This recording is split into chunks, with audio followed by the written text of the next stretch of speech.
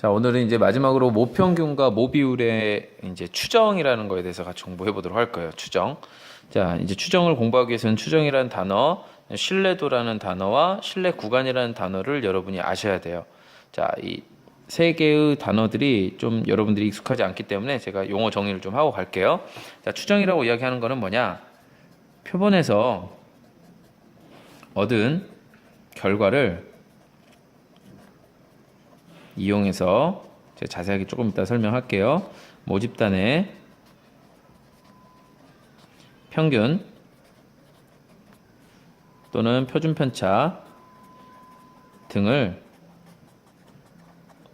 추측하는 것. 이거를 우리가 추정이라고 부릅니다. 다시 한번 이야기하면 표본이 있을 거 아니에요.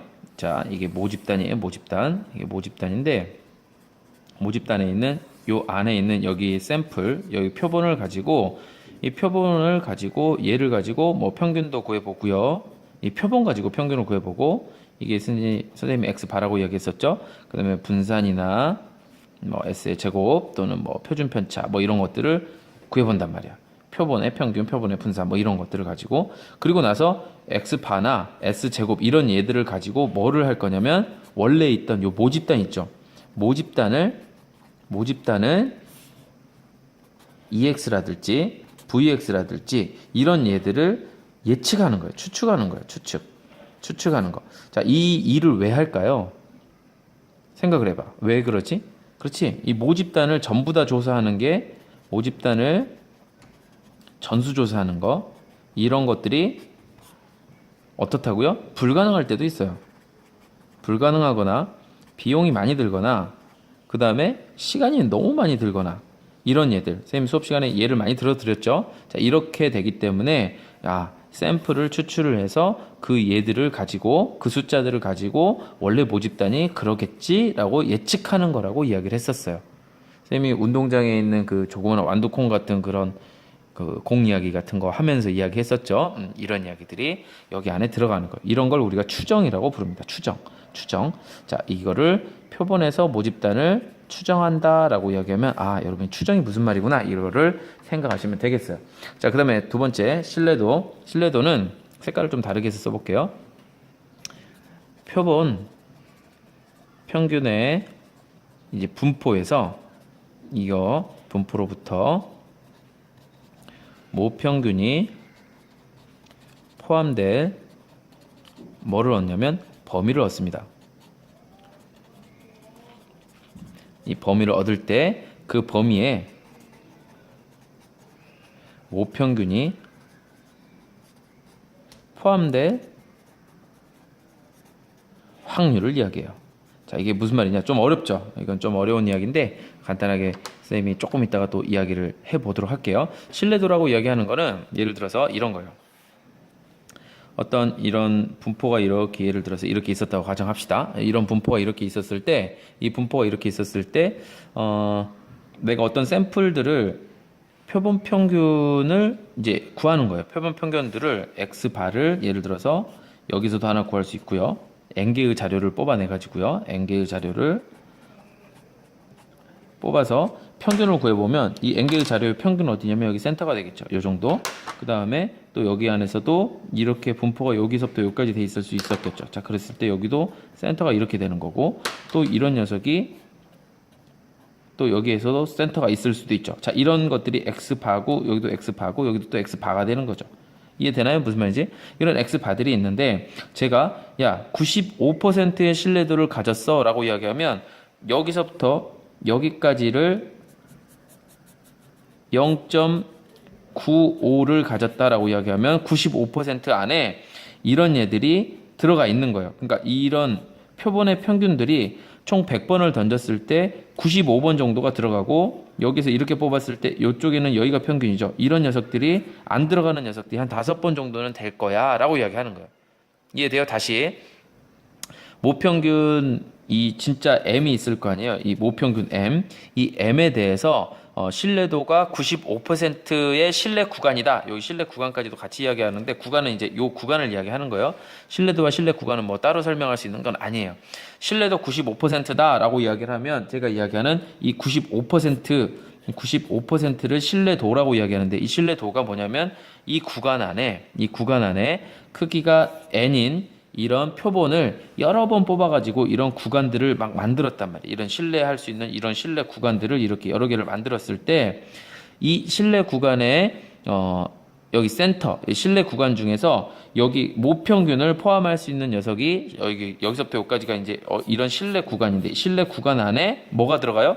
이 모평균이 들어가 있는 요 x바 이 x바들이 총 100번을 던졌다 그러면 한 95번 정도는 이런 녀석들의 모평균을 이제 포함을 할 수 있다라고 이야기하는 거예요.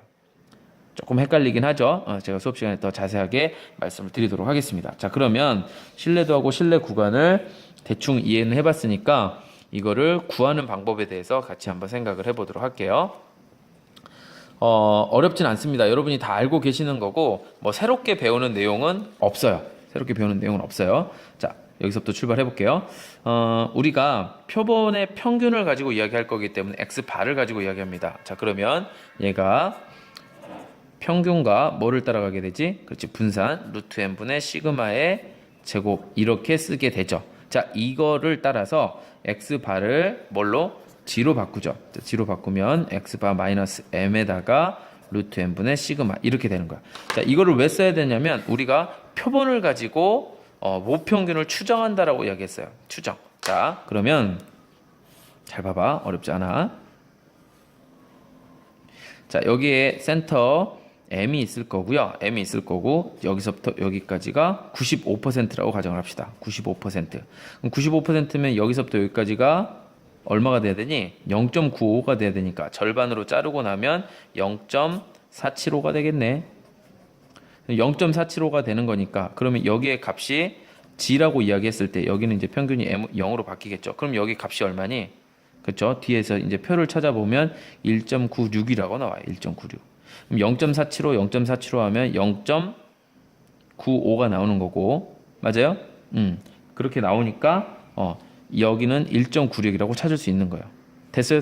여기까지? 어렵지 않죠? 그러면 다시 써보면 p 마이너스 1.96부터 z가 1.96이면 여기가 0.95가 된다라고 쓸 수 있는 거예요. 여기까지는 어렵지 않죠? 됐어요. 자, 그러면 z가 얘니까 루트 n분의 시그마 그리고 x바 마이너스 m을 넣고 1.96 마이너스 1.96이 되는 거예요. 자, 이거를 통해서 뭐를 찾는 거라고? 그렇지, 얘를 남겨두고 나머지는 다 없애는 거예요. 자, 없애볼게요. 자, 양변에다가 루트 n분의 시그마를 곱해줘야 되겠죠. 그럼 마이너스 1.96 루트 n분의 시그마 그리고 x바 마이너스 m 1.96의 루트 n분의 시그마 이렇게 되겠죠. x바를 여기서 뺍시다. x바 빼고 그럼 여기는 사라지게 되겠죠. 그럼 마이너스 x바 이렇게 되겠죠. 그러면 여기에 이제 뭐가 남았냐면 마이너스 m이 남았으니까 m만 남기기 위해서 양변에 마이너스 1을 곱해버리면 부등호 바뀌면서 어떻게 되니? x바 더하기 1.96에 이렇게 되고 여기는 x바에 마이너스 1.96의 루트 n분의 시그마 이렇게 되겠죠. 보이시나요? 오케이. 자, 이렇게 쓰는 거를 우리가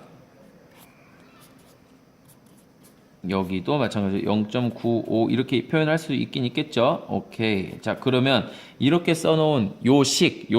자, 이거를 부등식이 조금 이쪽으로 돼 있으니까 거꾸로 헷갈리니까 자, 다시 이쪽으로 가면 자, m이란 얘가 x바에 더하기 잘 보이시죠? 1.96에 루트 n분의 시그마 그리고 여기는 x바 마이너스 1.96의 루트 n분의 시그마. 자, 여기에 잘 봐봐. 이 무슨 말이냐면 모평균 요 m이 어디에? 여기 구간 안에 여기에 포함될 확률이 뭐라고? 0.95라는 이야기예요. 이해되시나요? 자, 다시 한번 이야기하면 요것만 이해하면 돼. 여기서부터 여기 안에 모평균 m이라는 얘가 그러니까 여기서부터 여기까지 길이가 있는데 여기에 0.95라고 이야기하면 내가 이 x 바드를 가지고 이야기를 했을 때 이 m이라는 모평균 m이 여기에 툭 던졌을 때 95번은 여기에 길이 안에 걸린다는 거예요. 이해되니? 자, 그래서 잘 생각해 보면 다시 한번 이야기해 보면 요 구간을 뭐라고 이야기할 거냐면 실내 구간이라고 이야기할 거야. 실내 구간. 아까 이야기했지만 이제 정확한 의미를 좀 알겠죠? 이거를 뭐라 부르냐? 실내도 95%에 대한 실내 구간이다 라고 부를 거예요. 실내 구간이 뭐냐라고 이야기하면 모평균 m이 어떤 구간 안에 들어가겠구나 라고 생각을 하시면 되는 거예요. 이해되셨죠? 오케이.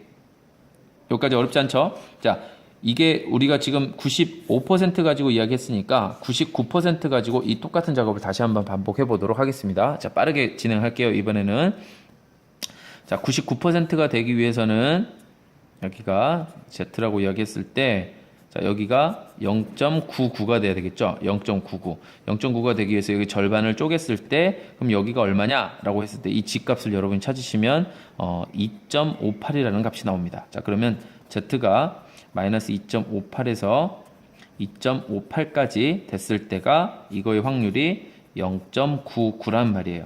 그럼 이 Z라고 써져 있는 얘가 뭐라고? 그렇지. 루트 n분의 시그마 그리고 x바 마이너스 m 이렇게 되는 거죠. 2.58 되고 여기도 마이너스 2.58이 돼요. 그럼 여기 양변에다 이거 곱하고 x바 빼고 더하고 이것을 하면 m이라는 얘는 어떻게 되더니 x바에다가 더하기 2.58에 루트 n분의 시그마 x바에 마이너스 2.58에 루트 n분의 시그마 이렇게 되는 거예요. 자, 이게 뭐라고?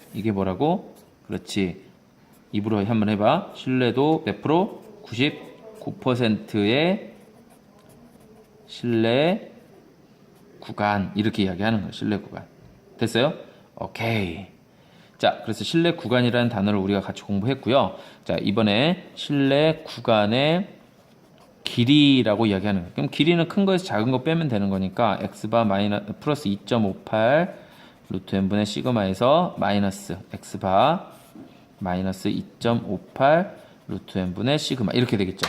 그러니까 x바하고 x바는 사라지고 플러스 부호로 바뀌면 2배의 2.58 루트 n분의 시그마 이렇게 써지는 게 99% 신뢰 구간의 길이가 무엇이냐 그러면 이렇게 이야기하면 되는 거예요. 자, 여기까지 어렵지 않죠? 오케이. 자, 그러면 여기 안에 들어가 있는 x바와 m과 루트 n과 시그마에 대해서 여러분들이 잘 생각을 해야 되는데 여기서 한 가지 이상하게 생각해야 되는 게 있어요. 자, 이게 이해를 잘 하셔야 되는데 잘 설명해 볼 테니까 잘 들어봐. 자, 우리가 모르는 게 뭐야? 이 m을 모르죠. 이 m이 뭐였냐면 이 모집단에서의 모평균을 m이라고 이야기했었죠. 맞죠? 그런데 여기 시그마라고 써져 있는 얘는 시그마의 제곱은 vx잖아요. vx인데 보여? 이 vx가 잘 생각해봐. 야, 뭘 알아야지 분산을 구할 수 있었지? 그치? 평균을 알아야 분산을 구할 수 있잖아요. 근데 얘를 몰라서 우리가 지금 얘를 추정하고 있는 거잖아. 근데 얘를 쓸 수가 있어요? 여기 안에는 근데 봐보니까 모평균을 모르는데 뭐를 갖다 쓰고 있어? 시그마를 쓰고 있죠. 이거 이상한데 이렇게 생각을 해야 되는 거예요. 이상한데? 그렇지. 이상하지만 선생님이 수업 시간에 얼핏 이야기했을 거예요. 자, 여기서 뽑아내는 이 샘플의 n개를 뽑았을 때 이 n이 충분히 크면 이라고 이야기를 했어요. 이 충분히 크면이라고 이야기하는 걸 이제 어떤 책에서는 30보다 더 클 때라고 표현하기도 합니다. 충분히 크다라고 이야기했을 때 얘가 전체 모집단의 특성을 충분히 포함하고 있을 거야 라고 이야기하면서 x바 s의 제곱 s 뭐 이런 이야기 했었죠. 표본의 분산이라고 이야기했었는데 이 시그마 대신에 이 s를 거의 갖다 쓰기도 합니다. 다시 뭐라고? 이 시그마 대신에 s를 갖다 쓰기도 한다고요. 이 s가 뭐였는지 기억해요? 표본의 표준 편차였죠. 그러니까 이 녀석을 대신 갖다 쓰기도 합니다. 근데 제가 문제에서 학교 시험 문제에서 이거를 알려주는 경우가 있어요. 시그마를 알려줄 때는 시그마를 갖다 쓰시면 돼요. S를 주면 S를 갖다 쓰면 돼요. 그러니까 우리가 거기에 대해서는 크게 고민 안 하셔도 됩니다. 되셨어요? 오케이. 그 다음에 요 N은 총 몇 개를 뽑았는가 인 거고, X바는 뭐예요? 그렇죠. 내가 표본을 뽑아서 거기서 얻어낸 표본의 평균인 거예요. 되셨나요? 그래서 지금 조금 용어가 익숙하지 않겠지만, 숫자들이 좀 익숙하지 않겠지만 훈련을 좀 통해서 살펴보도록 하겠습니다. 자, 문제를 좀 볼게요. 어떤 고등학교 학생의 키가 있는데, 이 키 문제는 별로 제가 좋아하지 않는데, 자, 표준 편차가 3인 3cm예요. 정규 분포를 따른다.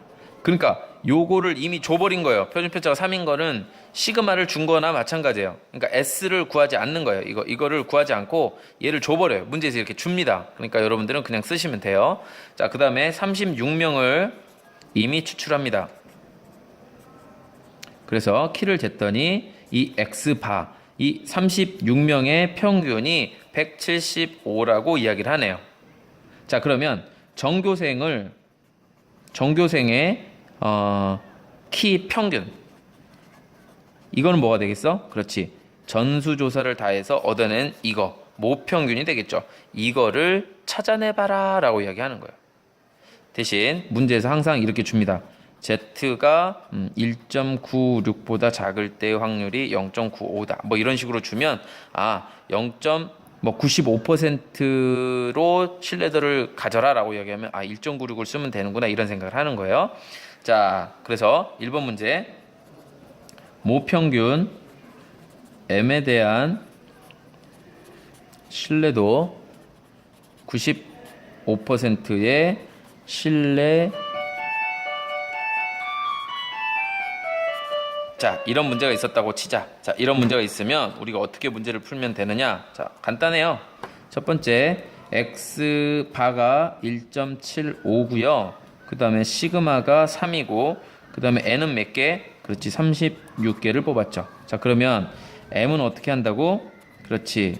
자, X바 플러스 여기에 95%니까 이 값이 필요한 거겠죠. 95%의 G가 됐을 때 1.96, 이 값이 필요한 거예요. 1.96 그리고 루트 n분의 시그마 이렇게 들어가는 거니까, 종이 쳐버려가지고 시끄럽네요. 자, 이렇게 들어가는 거예요. 그러면 여기에다가 값을 넣기만 하면 돼요. 얘는 1.75, 얘는 3, n에 36이 들어가면 이걸 계산하시면 됩니다. 자, 그래서 이걸 계산하면 m은 175.98이고, 이거는 174.02라는 말이에요. 자, 이 말이 무슨 말이라고? 이 구간 안에 100번 중에 95번은 모평균이 들어갈 거다라고 이야기하는 거라고요. 되셨나요? 오케이. 여기까지 모평균의 추정이었습니다. 수고 많았어요.